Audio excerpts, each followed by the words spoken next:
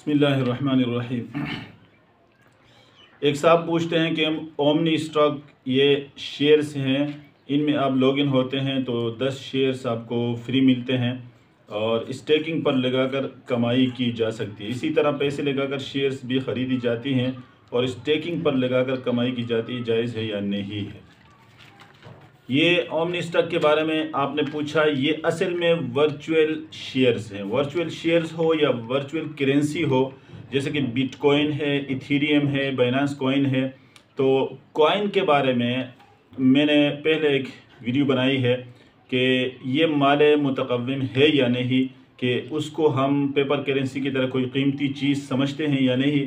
तो मैंने इस पर मुकम्मल वीडियो बनाई है, उसमें ये बताया है कि अगर इसमें जहाँ सेंट्रलाइज्ड हैं, किसी रियासत ने इसको कानूनी हैसियत दी है, वहाँ तो उसके और पेपर करेंसी में कोई फ़र्क नहीं है। और जहाँ नहीं भी है सेंट्रलाइज्ड, तो वहाँ भी अगर गरर नहीं, धोखा नहीं है, आप इसको डॉलर या किसी और करेंसी में, पेपर करेंसी में कन्वर्ट कर सकते हैं, तो वो जायज़ है, वो माल मुतक़व्विम में उसको आप ख़रीद सकते हैं।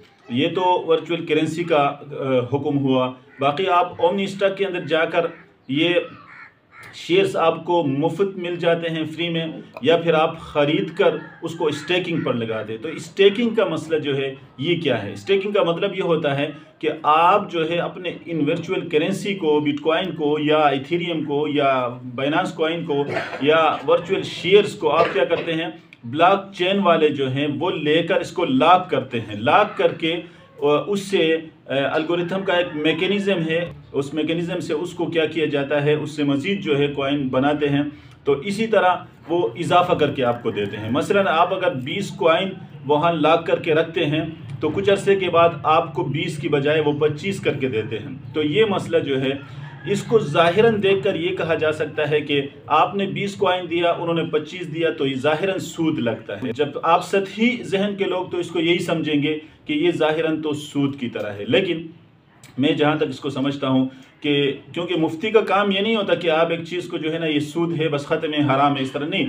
आप ये इसको जो है ना, उसका मुतबादिल तरीक़ा उसको बताना, ये मुफ्ती का काम होता है। मसला ज़ाहिरन तो सूद लगता है, लेकिन अगर हम यहाँ ये कहें कि आपने जो स्टेकिंग पर इस चीज़ को लगाया है, ये ऐसा है कि आप इसके मालिक हैं, यानी आपको वो जिसने स्टेकिंग पर लगाया है, लॉक करके रखा है, वो आपको प्रॉफिट नहीं दे रहा, बल्कि आप ही मालिक हैं। आप उस बंदे से ये कहते हैं जिसने लॉक पे इसको रखा है, जिसने उसको मज़ीद करेंसी से करेंसी बनाया है, आप उसको ये कह रहे हैं कि आपने इतने अरसे के बाद अगर इस करेंसी में इजाफा कर दिया तो इतनी उजरत मैं आपको दूंगा। लेकिन यहाँ ये मसला है कि वो उजरत उसी में से नहीं होना चाहिए जो उसने बनाया है। आप ये नहीं कहेंगे कि 20 कॉइन को अगर आप 30 बनाते हैं तो 5 आपके होंगे, 5 मेरे होंगे, बल्कि आप ये कह सकते हैं कि ये 20 कॉइन जो है, आप इसको अगर 30 कॉइन बनाते हैं तो मैं आपको 5 कॉइन उजरत दूंगा। ये इस तरह जायज़ होगा। फिर भले आप जो है ना, वो आपको जब वापस करें तो 20 से उन्होंने 30 बनाया, 30 बनाने के बाद 25 आपको दे रहा है, 5 अपने पास रखता है, तो ये फिर जायज़ हो जाएगा। उसी कॉइन से भी आप बाद में दे सकते हैं। शुरू में आप तय करेंगे, वो मुतलक करेंगे, तो इस तरह हम इसको जवाज़ की तरफ ला सकते हैं। बाकी स्टेकिंग के बारे में मैंने अलग एक वीडियो में बनाऊंगा, उसमें आप देखें कि स्टेकिंग का मतलब क्या होता है, ये उसमें आपके सामने ये बात वाज़ेह हो जाएगी।